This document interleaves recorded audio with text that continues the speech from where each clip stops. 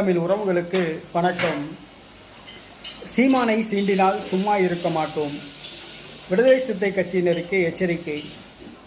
சீமானை சீண்டினால் சும்மா இருக்க மாட்டோம், விடுதலை சிறுத்தை கட்சியினருக்கு எச்சரிக்கை என்ற தலைப்பில் இந்த காணொளியை காண்கிறோம். விடுதலை சிறுத்தை கட்சியின் நிர்வாகிகள் மற்றும் சில தொண்டர்கள் யூடியூப் சேனல்களில் சீமான் அவர்களை பற்றி மிகவும் தரக்குறைவாக பேசி வருகிறார்கள்.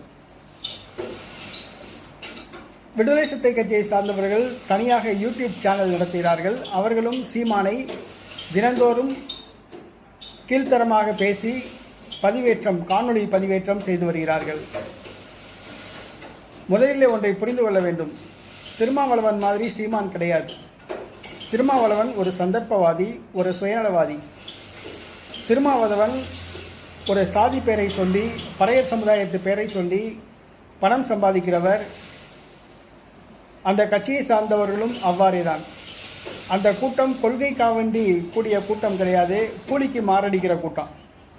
தமிழ்நாட்டில் இருக்க கட்ட பஞ்சாயத்து பண்ணுறவங்களாம் சேர்ந்து ஒரு கட்சி வச்சாங்கன்னா அந்த கட்சிக்கு பேர் என்னன்னு சொல்லி கேட்டால் அது விடுதலை சிறுத்தை கட்சி தான். தமிழ்நாட்டில் இருக்க சமூக விரோத செயல்களில் ஈடுபடுறவங்கெல்லாம் சேர்ந்து ஒரு சங்கம் வச்சாங்கன்னா அந்த சங்கத்துக்கு பேர் விடுதலை சிறுத்தை கட்சி தான். அதை முதல் புரிஞ்சுக்கணும். விடுதலை சிறுத்தை கட்சியை சேர்ந்தவங்க யாரும் 199 பேர் யோக்கியங்க கிடையாது. எல்லாமே சமூக விரோத செயல்களில் ஈடுபடுறவங்க தான். முதல் அதில் புரிஞ்சுக்கணும். திருமாவளவன் கொள்கைக்கு கூடிய கூட்டம் கிடையாது, கூலிக்கு மாரடிப்பவர். அவர் பதவிக்காக வேண்டி யார் காலையும் நக்குவாப்பில். அந்த மாதிரி தான் திருமாவளவன். திமுக, அண்ணா திமுக, என் பாஜக கூடயே கூட்டணி வச்சாப்புல. 2001 நடைபெற்ற தமிழக சட்டப்பேரவை தேர்தலில் பாஜகவோட கூட்டணி அமைச்சு தான் திருமாவளவன் முதல் முறையாக அவர் சட்டசபைக்கே போனாப்புல, ஜெயிச்சு போனது. அதை முதல்ல புரிஞ்சுக்கணும். பிஜேபியோட கூட்டணி வச்சு தான் அவர் தமிழக சட்டசபைக்கு போனார்.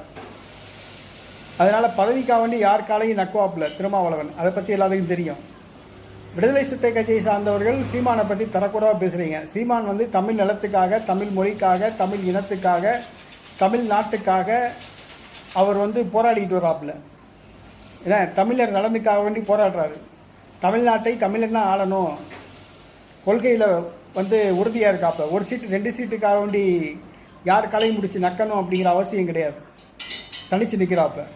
ஆனால் சீமானை தொடர்ந்து சீண்டிக்கிட்டு இருக்கீங்க விடுதலை சிறுத்தை கட்சியை சார்ந்தவங்க. நீங்கள் ஒரு கொள்கைவாதியே கிடையாது. நீங்கள் கூலிக்கு மாரடிக்கிற கூட்டம். ஒருத்தன் 10 சீட்டு கொடுக்குறான்னா இன்னொருத்தன் 11 சீட்டு கொடுக்குறேன்னா அங்கிட்டு போய் தாவிடுவீங்க. அந்த மாதிரி தான் நீங்கள் விடுதலை சிறுத்தை கட்சியை சேர்ந்து கட்சி ஆரம்பிச்சிங்களே.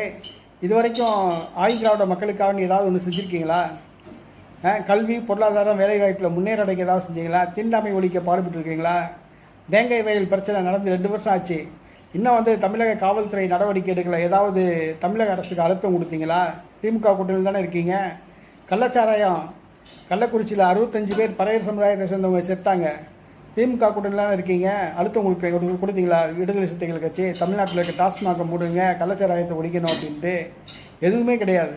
நீங்கள் விடுதலை சிறுத்தை கட்சி ஆதிதிராவிட சமுதாயத்து பேரை சொல்லி பணம் சம்பாதிக்கிறீங்க.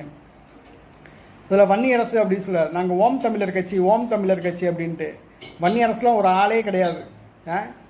வன்னி அரசு ஆக்சுவலாக ஒரு பக்கா ஏமாற்று பேர்வழி. அவர் கிறிஸ்தவ மதத்தை சேர்ந்தவர். விக்டர் ஜபராஜ் எம்எல்ஏக்கு போட்டியிடுன்னு சொல்லிட்டு தன்னுடைய பேரை இந்து மதத்துக்கு மாறி தன்னுடைய பேரை வன்னி அரசு அப்படின்னு சொல்லி வாச்சிக்கிட்டு புலி மாதிரி காமிச்சிக்கிறாப்புல. அவர் ஒன்றும் புலி கிடையாது, பூனை. முதல் புரிஞ்சுக்கணும். விடுதலை சிறுத்தை கட்சியை சார்ந்தவர்கள் திருமாவளவன் கூட்டத்தை சேர்ந்தவங்க தொடர்ந்து நாம் தமிழர் கட்சி செந்தமிழர் சீமான் அவர்களையும் கட்சியினரையும் அவதூறாக சீண்டிக்கிட்டு இருக்கீங்க. நாங்கள் ஓரளவு தான் பொறுப்போம், சரிங்களா? நாங்கள் ஓரளவு தான் பொறுப்போம். அப்புறம் எங்களுக்கு ஒரு எல்லை இருக்குது. அந்த எல்லையை மீறிட்டீங்கன்னா விளைவு விபரீதமாகும். அதில் எந்த மாற்றமும் கிடையாது. விடுதலை சிறுத்தை கட்சியை சேர்ந்தவங்க 199 பேர் என்ன வேலை பார்க்குறீங்கன்னு தெரியும். உங்கள் கட்சியை சார்ந்தவங்க யார் யார் கள்ளச்சாரம் கேட்குறாங்க, யார் யார் கஞ்சா வியாபாரம் பண்ணுறாங்க, யார் யார் கட்ட பஞ்சாயத்து பண்ணுறாங்க, யார் யார் காது இருக்கிற வேலையை பார்க்குறாங்க, யார் யார் களவு தொழில் பண்ணுறாங்க, யார் யார் வழிப்பறி பண்ணுறாங்க, பாலியல் தொழில் யார் பண்ணுறாங்க, இந்த பாலியல் பிரச்சனையில் எத்தனை பேர் சிக்கியிருக்காங்க, அத்தனை பேர்த்தையும் நாங்கள் லிஸ்ட் எடுத்து மக்களுக்கு காட்டினோம்னா உங்கள் பேர் கட்சியோட நேம் தான் டேமேஜ் ஆகும். பார்த்துக்கோங்க. திருமாவளவன் அப்புறம் முகத்தை தூக்கிட்டு தமிழ்நாட்டில் நடமாட முடியாது, வருத்தப்படணும். இது எச்சரிக்கை. விடுதலை சிறுத்தை கட்சியை சார்ந்தவங்க இனிமேல் ஒழுங்காக இருந்துக்கோங்க.